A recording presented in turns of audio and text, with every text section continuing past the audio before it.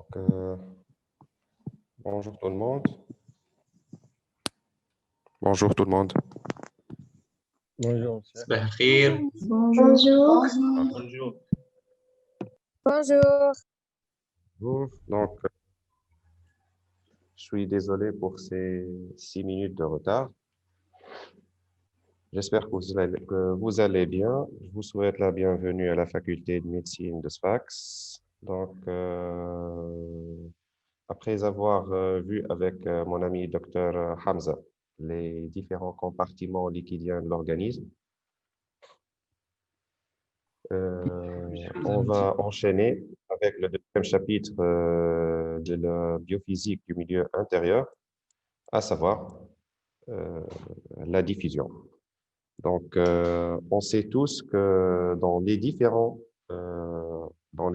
compartiments liquidiens de l'organisme, ces compartiments, ils sont composés de plusieurs molécules et ces molécules sont en déplacement, sont animées de mouvements, aussi bien dans chaque compartiment ou bien entre les différents compartiments.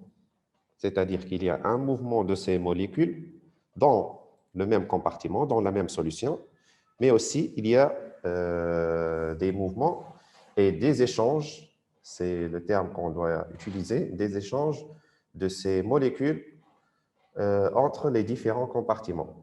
Donc, le but de ce cours, c'est d'avoir une idée sur un mécanisme d'échange, un mécanisme parmi d'autres d'échange entre ces différents compartiments. Il faut savoir tout d'abord qu'il y a 3 grands types de déplacement de ces molécules entre les différents compartiments.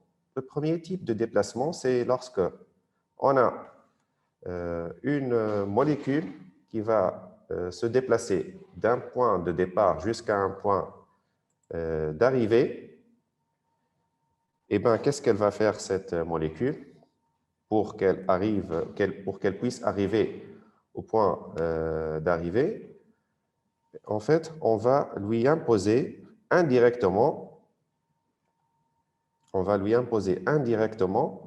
une force. Voilà. On va assimiler en fait ces molécules à des élèves dans une cour d'école.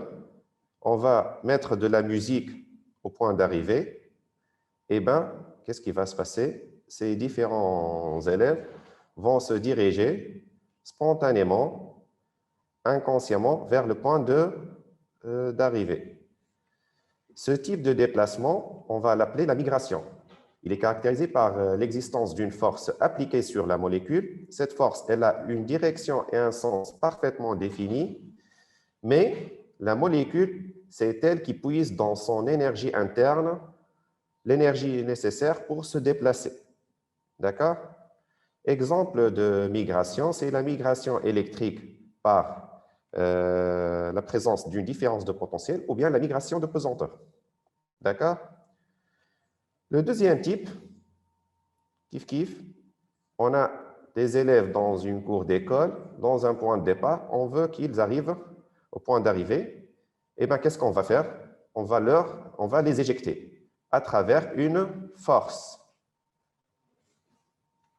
Donc, le deuxième type de déplacement, c'est la convection. Il est caractérisé par l'existence d'une force appliquée à la molécule. Cette force, comme dans la migration, elle a un sens et une direction parfaitement définis, mais cette fois-ci, l'énergie nécessaire au déplacement, elle est apportée de l'extérieur. D'accord? Exemple de type de convection, c'est le déplacement des molécules dans les vaisseaux sanguins grâce à la pompe cardiaque. Donc, le corps il va se contracter, il va imposer une pression, et c'est cette pression qui va éjecter, qui va mettre en mouvement les différentes molécules dans les vaisseaux sanguins. Le troisième type, et c'est celui-là qui nous intéresse, donc on a des élèves, point de départ. Comment on va faire? On va les mettre à leur aise, ils vont se déplacer spontanément au bout d'un certain temps qui est assez lent, ils vont finir par arriver. Donc, qu'est-ce qu'on va faire? Est-ce qu'on a imposé une force? Non. Est-ce qu'il y a une énergie qui vient de l'extérieur? Non plus. Donc, ce type de déplacement, c'est la diffusion, c'est le titre de notre cours. Il est caractérisé par l'absence de force s'exerçant sur la molécule considérée dans une direction et un sens précis.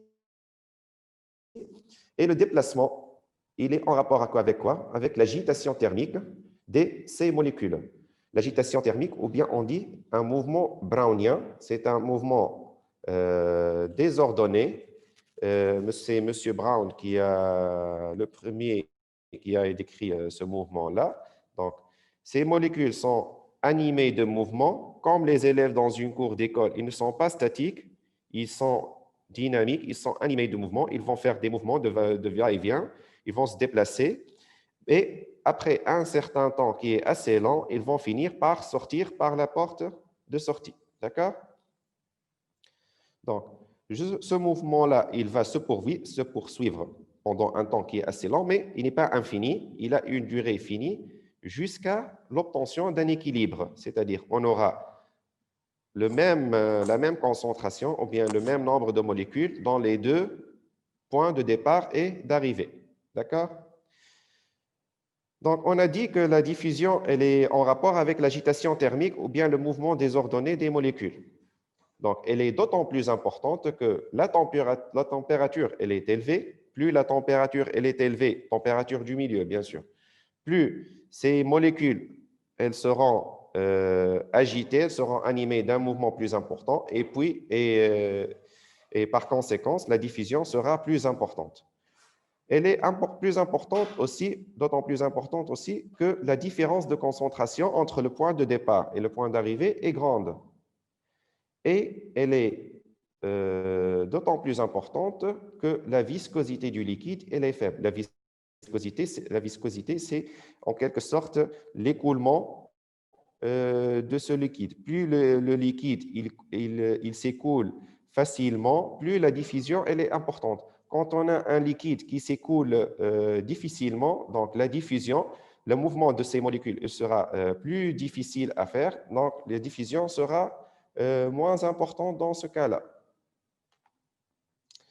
Donc, il faut savoir, il faut garder en tête que la diffusion, elle se fait toujours, et bien toujours, du milieu le plus concentré vers le milieu le moins concentré. D'accord?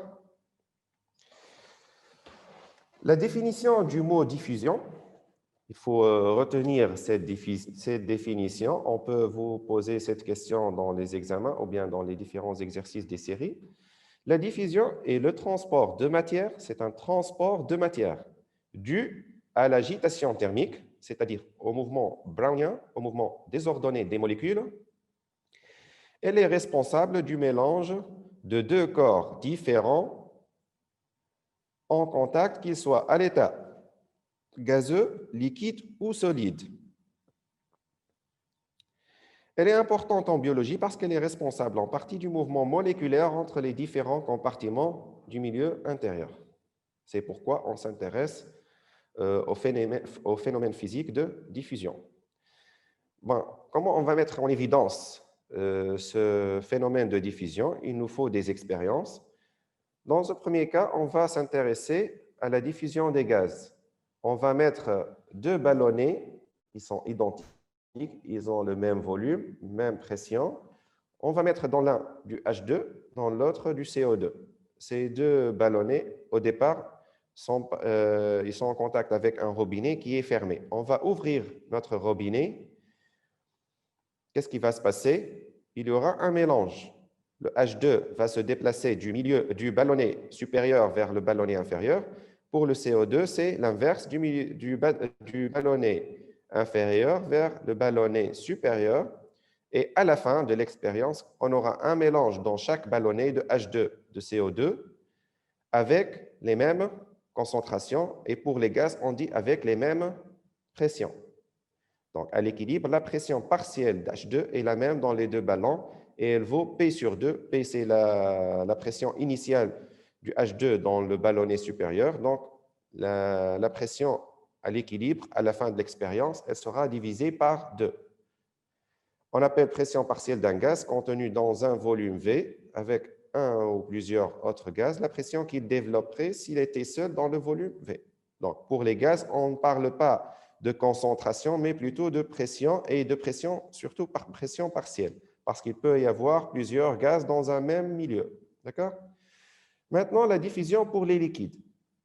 On va faire, comme tout à l'heure, une petite expérience. Dans la partie 1, on va mettre dans une éprouvette une solution de sulfate de cuivre, puis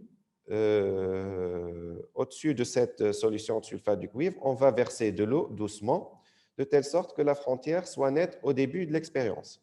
D'accord? La frontière, c'est cette ligne assurée. Qu'est-ce qui va se passer? Au bout d'un certain temps, la frontière, elle va devenir floue, puis disparaître, et on aura une solution homogène dans l'éprouvette, une solution de H2O et de sulfate de cuivre. D'accord? C'est compris.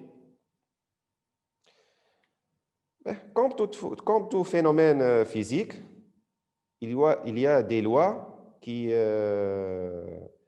il y a des lois qui gèrent ce phénomène, qui expliquent ce phénomène.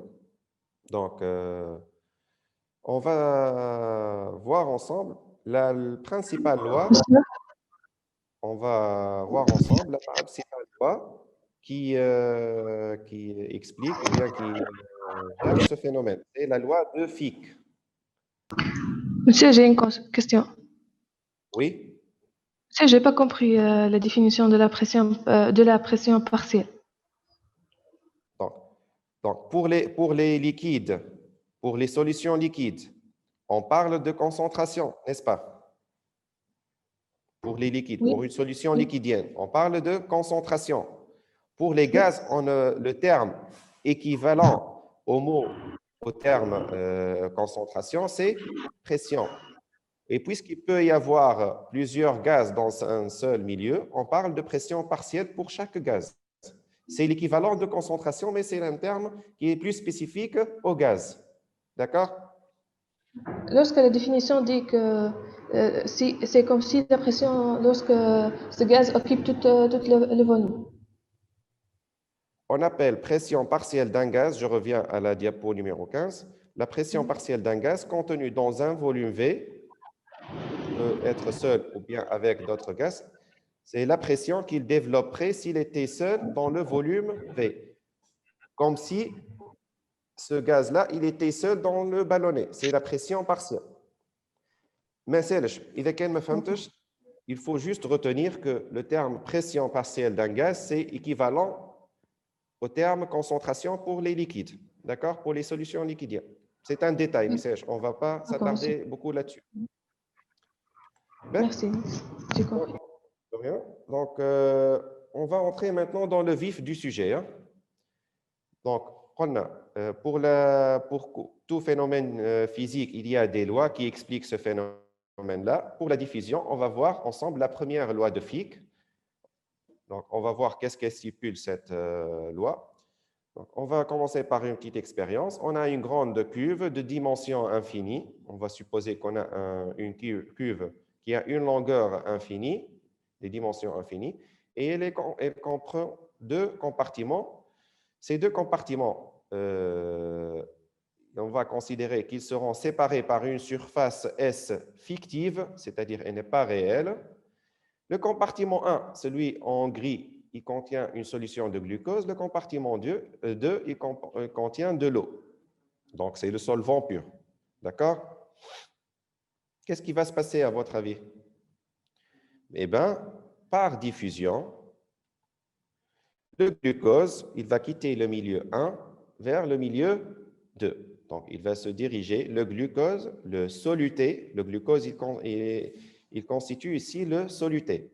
Donc, le glucose, il va se déplacer du milieu le plus concentré, à savoir le milieu 1, vers le milieu le moins concentré, qui est le milieu 2.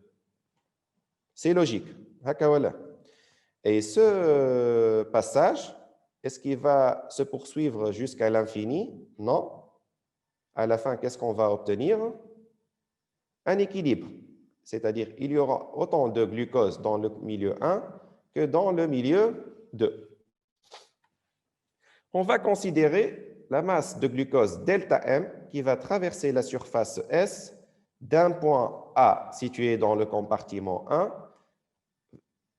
vers le point B situé dans le compartiment 2 pendant une période d'observation courte qu'on appelle delta T.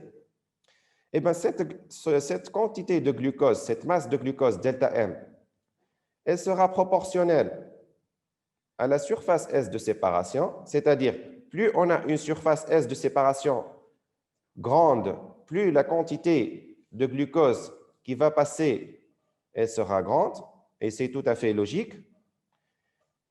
Cette quantité delta M, elle va être plus grande aussi lorsque la différence de concentration entre les points B et A est grande.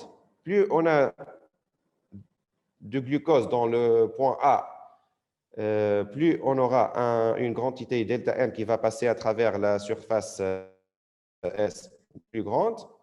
Et plus la durée d'observation, ou bien la période d'observation delta T, plus elle est importante, plus on aura une quantité ou une masse de glucose plus importante. C'est tout à fait logique. Par contre, cette quantité de glucose delta M, elle est inversement proportionnelle à la distance XB moins XA. C'est-à-dire, plus les points B et A ils sont éloignés, plus moins sera importante cette quantité de glucose delta M. Donc, on a, a priori, 4 paramètres dont dépend la quantité de glucose delta M qui va passer du point A situé au compartiment 1 vers le point B situé au compartiment 2. Si on veut écrire mathématiquement cette relation, eh ben, qu'est-ce qu'on a trouvé?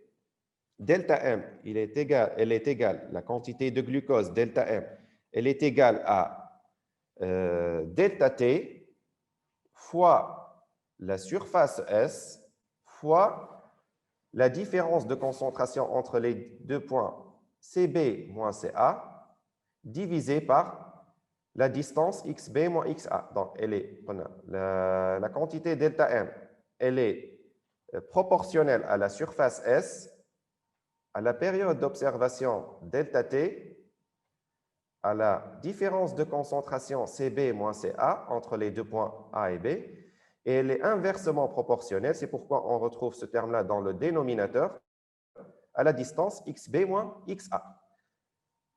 On a un signe moins ici. Pourquoi? Parce qu'une quantité delta M, une quantité de glucose, c'est un terme qui est positif, et on a la différence de concentration CB moins CA, c'est un terme qui est négatif, donc on va mettre le signe moins pour retrouver une quantité positive. Et ce terme-là, le grand D, c'est un coefficient. On va voir sa signification. Donc, delta M, c'est égal à moins D fois S fois delta T fois CB moins CA divisé par XB moins XA. Je n'ai fait qu'écrire mathématiquement le terme delta M. Je peux développer davantage.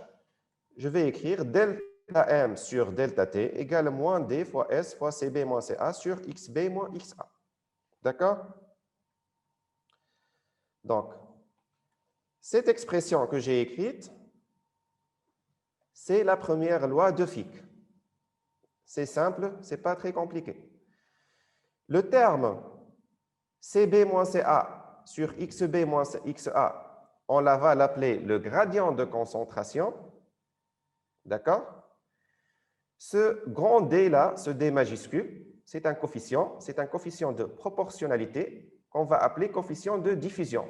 Et il dépend du corps diffusant. C'est-à-dire, ici, on a le glucose, on a un D qui est spécifique au glucose. Si on utilise un autre soluté, le saccharose, l'urée, on va retrouver un autre coefficient de diffusion. Donc, il est spécifique du corps qui va diffuser.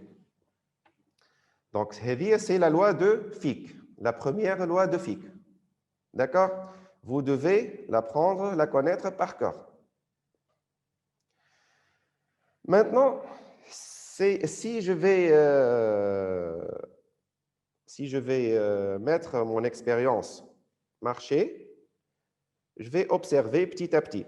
Donc, à chaque instant de l'expérience, je veux écrire cette loi de Fick, c'est-à-dire, je veux avoir une expression qui reflète l'instant T dans lequel je vais faire mes calculs et mes mesures. هنا نسيت ما قلت لكمش le terme delta M sur delta T, ça représente quoi à votre avis? Delta M, c'est une masse. Delta T, c'est le Le débit. temps. Hein? Oui? Le C'est débit. un débit. C'est un débit, voilà. C'est une masse divisée par le temps. Une masse par le temps, c'est un débit. C'est un débit de masse. Donc, si je vais développer davantage, je vais remplacer les accroissements finis par des différentiels. On va obtenir un débit de masse instantané. Un débit de masse en un instant T. D'accord? Ce n'est pas dans une ou durant une période qui est assez longue, mais plutôt un débit instantané, à instant T.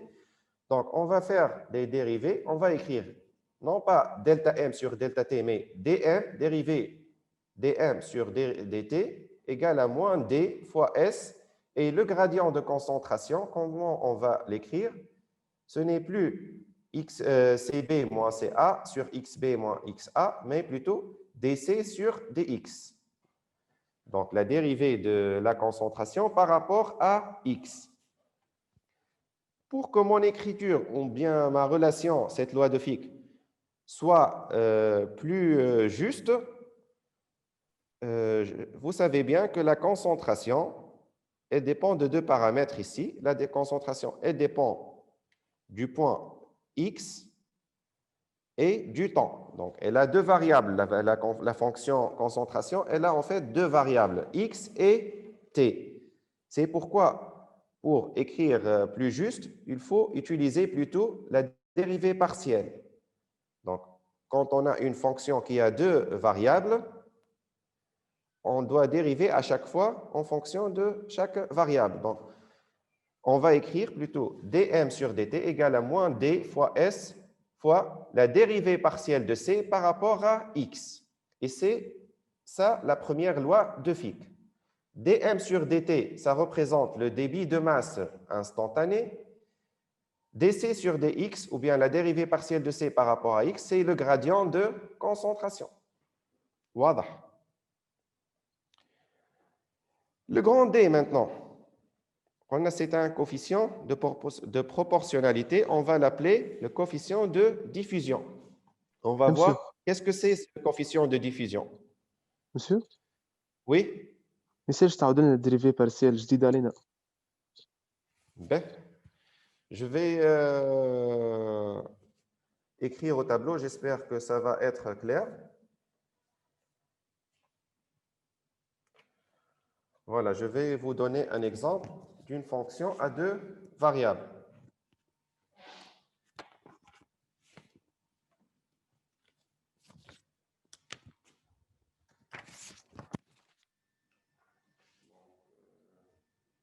Je vais essayer d'être devant la caméra exactement. Comme ça. Donc, si j'ai une fonction f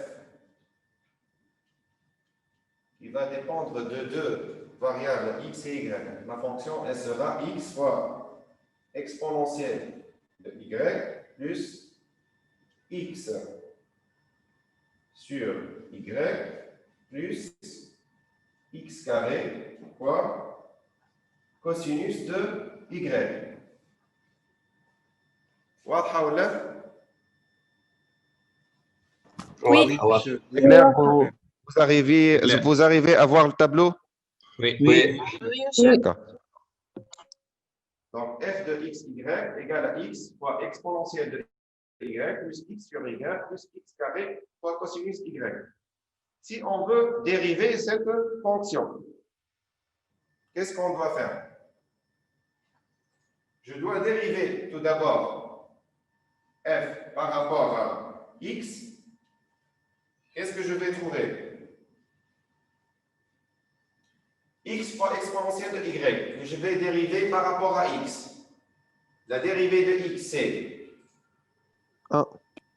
donc 1 fois Non, c'est exponentielle de y plus x sur y, c'est 1 sur y plus 2x. dérivée de x de y, 2 fois cosinus y. Ça, c'est la dérivée de f, dérivée partielle de f par rapport à x. Maintenant, je vais faire dérivée de f par rapport à y. Exponentielle de x fois exponentielle y. Si je vais dériver par rapport à y, c'est quoi? Exponentielle y. Y exponentielle y. Y exponentielle y.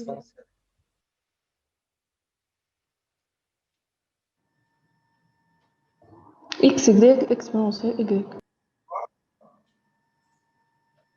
Exponentielle de y. Si je vais dériver exponentielle de y, c'est exponentielle de y. Plus x sur y. Moins 1 sur y carré. C'est moins Moins x sur y carré. x sur Y carré. voilà. Carré fois cosinus de y. Moins C'est x au carré sinus y. la dérivée de cosinus de y. Moins sinus. Sinus y. Ça va, مطمئن عليكم. Vous avez donc vous avez une bonne mémoire. Mais زلتوا تتذكروا الماتيماتيك بتاع الباك hein? Voilà. Ben. Donc c'est ça la fonction à deux variables x et y. Quand on veut dériver cette fonction, on doit utiliser plutôt la dérivée partielle. D'accord? La dérivée partielle. Et on va dériver à chaque fois par rapport à une variable. Puisque la concentration, elle a deux variables x et t, la variable x, c'est l'espace, t, c'est le temps. Donc, on va utiliser ici la dérivée partielle par rapport à x. C'est simple. Donc, la première loi de Fick, si je vais l'écrire d'une manière juste, c'est dm sur dt, ça représente le débit de masse instantané à un instant t, égal à moins d fois s fois dérivée partielle de c par rapport à x. Voilà. نكملوا. Ben, quand on a d, c'est le coefficient de diffusion, et ça représente quoi au vrai sens du terme? C'est la quantité de matière exprimée en grammes qui traverse une surface de 1 cm², une surface S de 1 cm², en une seconde, lorsque la concentration varie de 1 g par centimètre cube sur 1 cm. Cette constante D, quand on va la calculer, elle est extrêmement petite car la diffusion, c'est un phénomène qui est très lent. Et on utilise souvent comme unité de temps l'heure ou bien le jour pour que ce terme ait une valeur plus importante. Donc, je répète, D, c'est la quantité de matière exprimée en grammes qui traverse une surface de 1 cm² en une seconde. Donc, la surface S, c'est 1 cm². En une seconde, c'est-à-dire delta T, c'est une seconde. Lorsque la concentration varie de 1 g, c'est-à-dire Cb moins Ca, c'est 1 g par centimètre cube, sur 1 cm, ça représente Xb moins Xa. L'unité de D, ou bien la dimension de D, parce que vous pouvez être amené à calculer parfois dans les exercices ce coefficient de diffusion D. Quelle est son unité? C'est centimètre carré par seconde, ou bien mètre carré par seconde dans le système international. Comment on a trouvé cette unité du coefficient de diffusion? La loi de Fick, la première loi de Fick. On va trouver dm sur dt. Quelle est son unité? C'est un débit de masse instantané. C'est masse par temps. Grammes par seconde ou bien grammes par heure. En tout cas, c'est une masse divisée par le temps. La surface S, centimètre carré par exemple, millimètre carré, c'est une longueur au carré. dc sur dx, quelle est son unité? C'est le gradient de concentration, dc sur dx. Donc, dc, c'est une différence de concentration. Concentration, c'est quoi son unité? C'est une masse par volume. Le volume, pour simplifier, on peut l'écrire, c'est longueur au cube. Donc, m divisé masse divisé par longueur au cube. Le dx, c'est une distance, donc son unité, c'est la longueur. Si on fait les simplifications nécessaires, on va retrouver que l'unité de d, c'est longueur au carré par temps, c'est-à-dire centimètre carré par seconde ou bien mètre carré par seconde. Et dès la démonstration, la dimension ou bien l'unité de d. Il faut savoir juste l'unité de d, c'est centimètre carré par seconde ou bien mètre carré par seconde. En tout cas, c'est une longueur au carré par temps. Maintenant, on va voir la signification du coefficient de diffusion. La signification du coefficient de diffusion, donc ce coefficient, il tient compte de deux forces antagonistes, inverses, deux forces inverses. La première, c'est une force motrice due à l'agitation thermique et elle est proportionnelle à T. T, c'est la température, hein? Ce n'est pas le temps. Donc, elle est proportionnelle à la température. Puisque c'est une force due à l'agitation thermique, donc elle est proportionnelle à la température. Et d'autre part, elle tient compte d'une autre force qui est antagoniste à la première, qui est inverse à la première. C'est une force de résistance ou bien force de frottement. Elle dépend de quoi, cette force de frottement? Elle dépend de la viscosité du milieu, de la capacité du milieu à s'écouler rapidement. Donc, si on veut écrire maintenant le coefficient D mathématiquement, eh ben, il sera égal à R fois T divisé par N fois F. C'est quoi R? C'est la constante des gaz parfaits. C'est une constante qu'on appelle constante des gaz parfaits. Elle a plusieurs valeurs, cette constante, selon l'unité utilisée. Je vais vous donner un exemple de valeur, c'est 8,314 joules, mol moins 1, Kelvin moins 1. Kelvin, c'est une unité de mesure de température. T, c'est la température absolue, et quand on dit température absolue, on doit la mesurer en Kelvin. La température en Kelvin, c'est la température en degrés Celsius plus 273. C'est-à-dire, si j'ai une température de 27 degrés Celsius, elle est égale à 27 plus 273 égale à 300 degrés Kelvin. D'accord? C'est la température absolue. N, c'est le nombre d'Avogadro, vous le connaissez, égal à 6,022 10 puissance 23 mol moins 1. F, ici, ça représente le coefficient de frottement. Petit f, c'est le coefficient de frottement. Il est égal à K constante fois nu, nu étant le coefficient de viscosité. Voilà. Donc, D, elle est égale à R fois T sur N fois F. Monsieur, Oui. juste حاب نعرف معناش مدخلهم لي غاز ولا ما نعرفش ما عنديش فكره انا كي نقراو على الكونستون دي غاز في الار. Constante des gaz parfaits.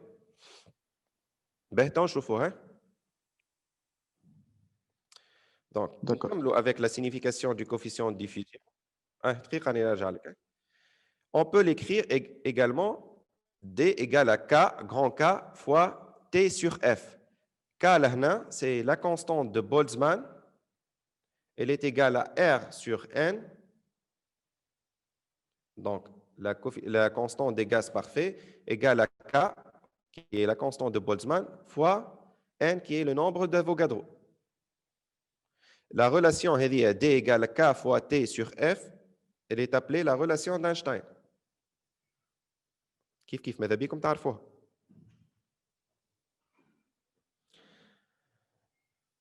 Donc, قلت لي انت علاش نستعملوا في constante des gaz parfaits. Oui. Parce qu'il y a toute une partie en chimie qui décrit les phénomènes d'entropie, c'est-à-dire le désordre dans les solutions, dans les différentes solutions. Et c'est dans pour comment dirais-je, pour bien avoir, parmi les lois dans cette entropie qui décrit le désordre ou bien le mouvement dans les différentes solutions, on utilise souvent cette constante R, la constante des gaz parfaits. اسمها كيكه وبررة. Pas forcément, elle est utilisée uniquement pour les gaz, mais cette constante-là, on l'appelle constante des gaz parfaits. D'accord. Ben, نكملوا. Donc, on a D, c'est R fois T sur N fois F, ou bien on peut l'écrire K, grand K, constante de Boltzmann, fois T sur F. Lorsqu'on a, maintenant, on s'intéresse à un cas particulier, lorsque les molécules qui sont qu'on est en train d'étudier, elles sont sphériques, lorsque la molécule elle est sphérique. F, ce petit f qu'on a, c'est le coefficient de frottement. Le coefficient de frottement, petit k fois nu. On peut l'écrire également, c'est 6 fois pi fois nu fois r. Petit r, c'est le rayon de la sphère. Donc, on a f, c'est petit k fois nu. Lorsque la particule elle est sphérique, on peut l'écrire, c'est 6 fois pi fois nu fois r. Donc, si on veut écrire D, grand D, c'est R fois T sur 6 fois pi fois nu fois R fois N, nombre d'Avogadro. Donc, cette formule fait apparaître que le coefficient de diffusion augmente avec la température.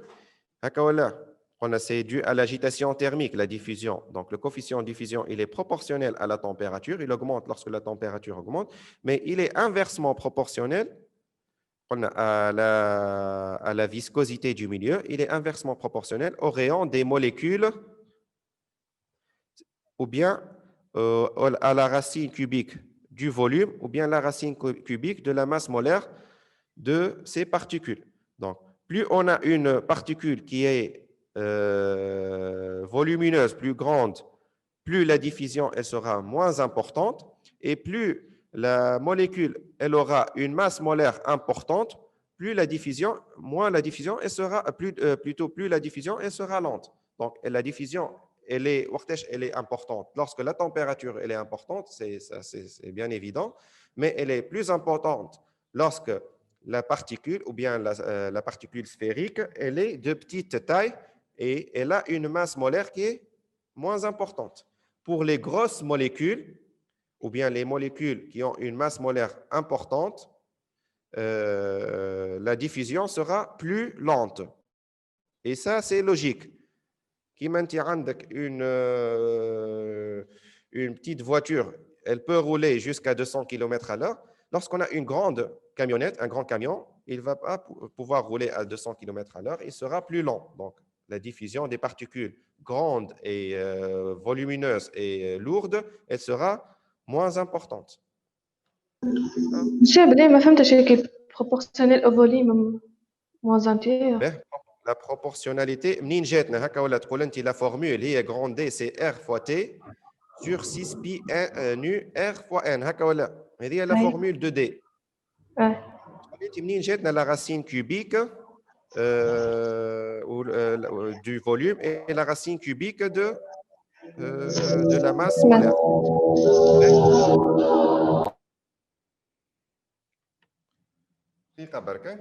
Je vais expliquer ça au tableau.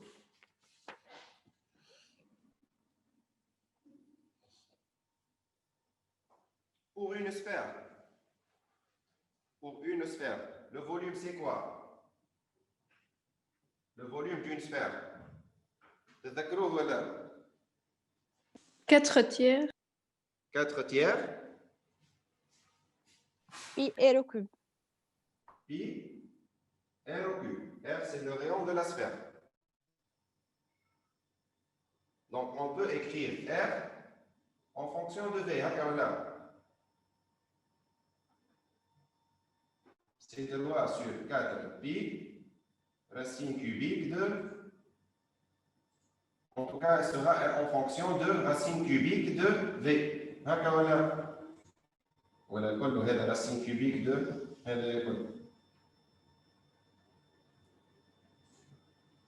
Donc, R, elle est proportionnelle à la racine cubique de V. Et dès qu'elle est D, elle est inversement proportionnelle au rayon, donc elle est inversement proportionnelle à la racine cubique de V. Voilà. Ou le masse molaire, on a ρ. Rho, la densité, c'est M sur V égale à M sur 4 tiers pi R au cube. Donc, on peut écrire M, la masse, c'est ρ fois 4 tiers pi R au cube. Et puisqu'on a la relation entre la masse et la masse molaire, donc elle sera kiff la masse molaire, elle sera également en fonction de R au cube. Donc, R, elle sera en fonction de la racine cubique de la masse molaire. Et donc, on a la relation. Bien,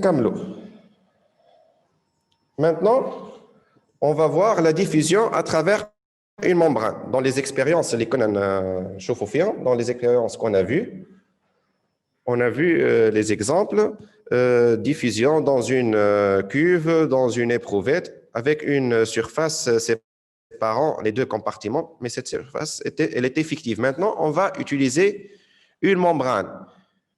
Donc, en quelque sorte, une surface, elle est réelle, elle n'est pas fictive. Donc, soit de compartiments 1 et 2, séparés par une membrane qui a une épaisseur petit b, et ces deux compartiments, ils contiennent tous les deux deux solutions à des concentrations différentes. Donc, le même type de solution, par exemple une solution de glucose ou bien une solution d'urée, mais les concentrations de part et d'autre de la membrane sont différentes. De sorte que la concentration dans le compartiment 1, elle est plus importante que la concentration dans le compartiment 2. Puisqu'on a utilisé une membrane, c'est-à-dire une sorte d'isolant entre ces deux compartiments, le passage du soluté, il va être plus lent ou plus rapide? Plus lent. Plus lent que lorsqu'il n'y avait pas de membrane réelle, de surface ou bien séparante réelle. Donc, c'est un phénomène qui est plus lent. La première loi de Fick, comment on peut l'écrire alors? Le débit de masse instantanée, c'est dm sur dt égale à moins d, coefficient de diffusion, fois s, la surface de la membrane qui sépare les deux compartiments, fois C2 moins C1 sur B.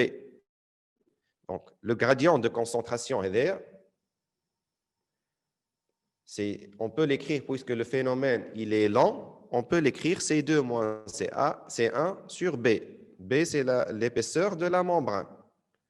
ماش نستحقوا الاكس D'accord? نعم. الاكس ماش نستحقوها L'X, ça représente l'épaisseur de la membrane. On veut calculer le débit de masse, le débit de matière qui diffuse de C1 vers C2. Donc, il suffit de prendre notre point A ici, notre point B ici, de part et d'autre de la membrane. Donc, la distance qui sépare les deux points de mesure, c'est l'épaisseur de la membrane. D'accord? واضح. Maintenant, on va voir, je vais anticiper un peu sur le prochain cours, les types de membranes qu'on peut utiliser, ces membranes-là, qui séparent les deux compartiments. Tout d'abord, on a la membrane semi-perméable, ou parfois, la membrane hémi-perméable. Cette membrane, elle laisse passer uniquement les molécules du solvant. Les molécules du solvant. Par exemple, si j'ai dans le compartiment 1 une solution aqueuse de glucose et dans le compartiment 2 de l'eau pure, qu'est-ce qui va passer la membrane? Qu'est-ce qui va pouvoir traverser la membrane? Est-ce que le glucose va pouvoir traverser la membrane ou non? Non. Non. C'est un soluté, le glucose. Donc, il ne va pas pouvoir traverser une membrane semi-perméable. C'est seulement ici les molécules d'eau du solvant qui vont pouvoir traverser la membrane. Lorsqu'on utilise les membranes semi-perméables, ces membranes-là, ils seront en cause d'un autre phénomène que vous allez voir dans le prochain cours, c'est le phénomène d'osmose. Donc, un exemple de membrane semi-perméable, c'est la vessie de porc ou bien le parchemin. Le parchemin, c'est la peau des animaux. C'est sur lesquels on écrivait dans les époques anciennes. Donc, c'est le parchemin ou bien la vessie de porc. Ces deux types-là, ils représentent une membrane semi-perméable, c'est-à-dire elle ne laisse passer que les molécules du solvant. Un autre type, et qu'on utilise pour mettre en évidence le phénomène de diffusion, c'est la membrane dialysante. Qu'est-ce que ça veut dire une membrane dialysante? C'est une membrane qui laisse passer les molécules du solvant et les micromolécules du soluté. Les macromolécules, elles ne peuvent pas traverser ce type de membrane. C'est-à-dire, lorsque j'ai des micromolécules comme le glucose, le saccharose ou bien l'urée, ces molécules-là, ces petites molécules, micromolécules, elles vont pouvoir traverser la membrane dialysante, aussi bien que pour les molécules du solvant. Mais les macromolécules, par exemple les protéines, elles ne peuvent pas traverser ce type de membrane. Un exemple de membrane dialysante, c'est la cellophane, la membrane glomérulaire dans les reins, dans les glomérules rénaux, et la paroi des capillaires, les petits vaisseaux sanguins, les capillaires, leur paroi, elle représente une membrane dialysante. Entre ces deux types-là, il y a des membranes sélectives qu'on peut retrouver dans notre organisme aussi, sont des membranes qui laissent passer le solvant et certaines micromolécules du soluté, pas toutes. Et elles sont toujours imperméables aux macromolécules. Et cette sélectivité, elle dépend du diamètre des pores, parce qu'une membrane, pour qu'elle puisse laisser traverser des micromolécules ou bien des molécules du solvant, elle contient des pores, des petites ouvertures, des petits trous. On dit une membrane poreuse, c'est une membrane qui contient des trous. Donc la sélectivité qui va faire en sorte qu'une molécule puisse passer et une autre, non, elles ne peuvent pas traverser cette membrane. La sélectivité, elle dépend du diamètre des pores et du diamètre des molécules. C'est-à-dire, lorsqu'on a des pores qui ont un diamètre qui est petit et on a des molécules dont le diamètre il est supérieur au diamètre des pores, ces molécules-là ne peuvent pas traverser la membrane. D'accord? Et vice-versa. Si le diamètre des pores il est important et on a une micromolécule, cette micromolécule va traverser la membrane. Donc, on va clôturer. J'ai encore 6 minutes, je pense. Donc, on va clôturer avec un petit exercice d'application. On a une membrane dialysante de surface S égale à 0,05 m² qui sépare deux compartiments 1 et 2 de même volume et contenant du saccharose aux concentrations 0,5 et 0,2 g par litre, respectivement. Donc, tout d'abord, je vais vous demander de décrire le phénomène qui va se passer, puis de calculer la valeur de débit de masse initiale du saccharose. Donc, on a deux compartiments, 1 et 2. Tous les deux contiennent une solution de saccharose. La concentration en 1, elle est égale à 0,5 g par litre. La solution dans le compartiment 2, 0,2 g par litre. La surface qui sépare ces deux compartiments, la surface totale de cette membrane, c'est 0,05 m². Donc, qu'est-ce qui va se passer? Eh bien, il y aura un passage de saccharose. C'est une micromolécule, le saccharose. C'est le soluté, le saccharose ici. Le solvant, c'est l'eau. C'est une solution aqueuse de saccharose. Donc, le solvant, c'est l'eau. Le soluté, c'est le saccharose. Le saccharose, c'est une micromolécule. Et on a une membrane dialysante cette membrane qui sépare les deux compartiments, c'est une membrane dialysante. Membrane dialysante, elle laisse passer les molécules du solvant et uniquement les micromolécules. Les macromolécules comme les protéines ne peuvent pas traverser cette membrane. Donc, le saccharose, qui est une micromolécule, va pouvoir traverser la membrane. Et ce passage-là, il va se faire par phénomène passif de diffusion. Phénomène passif de diffusion. On a la diffusion, il n'y a pas un apport d'énergie de l'extérieur. Donc, un passage de saccharose par phénomène passif de diffusion à travers la membrane dialysante. Le sens de ce passage-là, bien sûr, du milieu le plus concentré, le milieu 1, vers le milieu le moins concentré, qui est le milieu 2. Et ce phénomène-là, est-ce qu'il est infini? Non. C'est un phénomène qui va se terminer à un certain moment. C'est jusqu'à équilibre des concentrations. Si je vous dis qu'il y a ici, au départ, 0,5 g par litre et ici, 0,2 g par litre, l'équilibre, il est atteint quand? À quelle concentration? 0,35. 0 0,35. 0,35 g par litre. Les deux compartiments, ils ont le même volume. Donc, quand on a à 0,5 g par litre ou 0,2 g par litre, à l'équilibre, donc, qu'est-ce qui va se passer? Passage de glucose du milieu le plus concentré vers le milieu le moins concentré, jusqu'à équilibre des concentrations, jusqu'à ce que la concentration ici, de part et d'autre de la membrane, devienne égale à 0,35 g par litre. Ben, la deuxième question posée, c'est calculer la valeur du débit de masse initial du saccharose. Donc, valeur du débit de masse, dm sur dt, initial, c'est-à-dire à l'instant t0, au départ de l'expérience. Les concentrations, les randi, c'est au départ de l'expérience. Je les concentrations à un instant x au cours de l'expérience. Donc, si je vais calculer un débit de masse, c'est un débit de masse initial à l'instant t0. J'attends comme donnée. Qu'est-ce qu'il m'a donné comme donnée? Le coefficient de diffusion du saccharose, il est égal à 8,10 moins 10 mètres carrés par seconde. Et l'épaisseur de la membrane B, c'est 10 micromètres. Je vais une application numérique. De là, on va utiliser quelle relation? Quelle loi? Loi de Fick. Première loi de Fick. D'accord? La première loi de Fick. Donc, qu'est-ce qu'elle dit, la première loi de Fick? dm sur dt égale à moins d fois s fois c2 moins c1 sur b.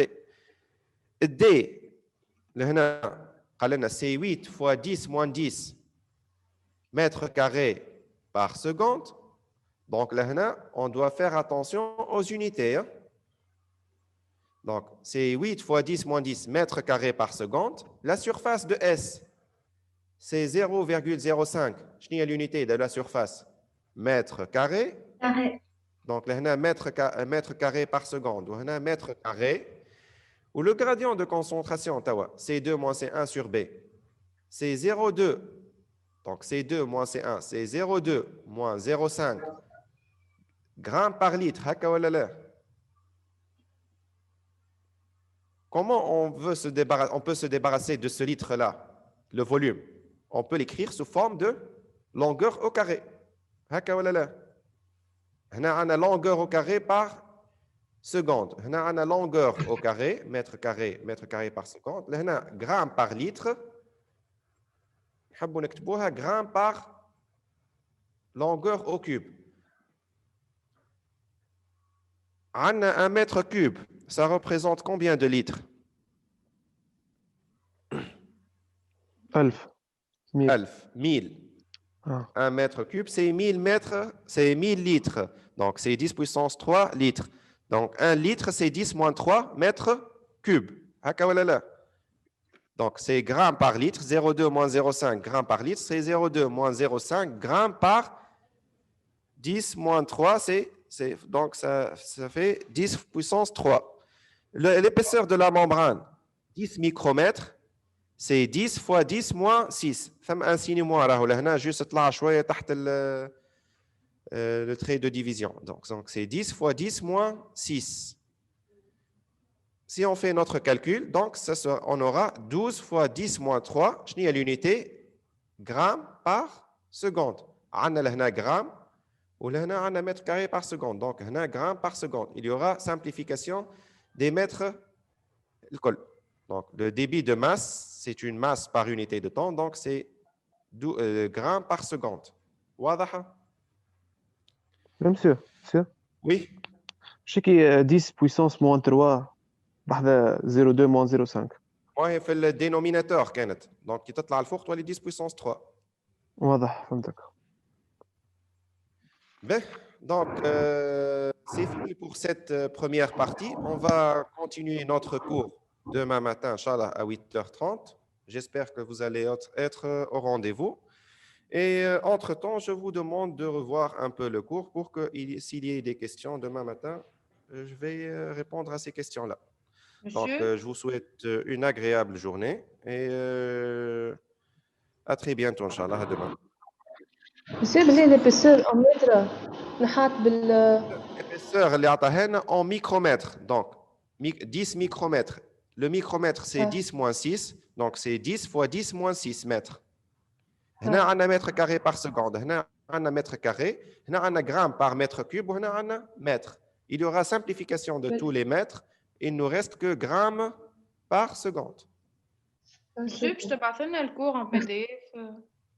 Inch'Allah, نكملوا غدوة الكور نبعثوا لكم en PDF. Mais merci beaucoup. Entre-temps, vous pouvez consulter le polycopier. Tout ce que j'ai dit, il existe dans le polycopier. Je ne sais pas si vous avez déjà le polycopier, mais tout ce que j'ai dit, il existe dans le polycopier. S'il y a d'autres parties que je n'ai pas abordées et qui existent Monsieur. dans le polycopier, Monsieur. sont des parties qui n'entrent Monsieur. pas dans le cours. Hein. Oui. Monsieur, la valeur ici Oui. est 12 fois 10 moins 4 et non pas 12 fois 10 moins 3. La valeur est 12 fois 10 moins 4 par les calculs. J'ai fait les calculs, je trouve 12 fois 10 moins 4. Non. J'ai fait mon calcul, j'ai trouvé ça. Maintenant, je vais le calcul. S'il y a une erreur, on va la corriger. D'accord? Monsieur, Oui. باش نحولوا من جرام لتر للجرام لتر وكيب on divise par 10 moins 3 10 moins 3. on divise par 10 moins 3 Ouais. ah oui merci C'est ce que j'ai fait. oui D'accord. Hein? À bientôt, Inch'Allah. À demain. Filamen.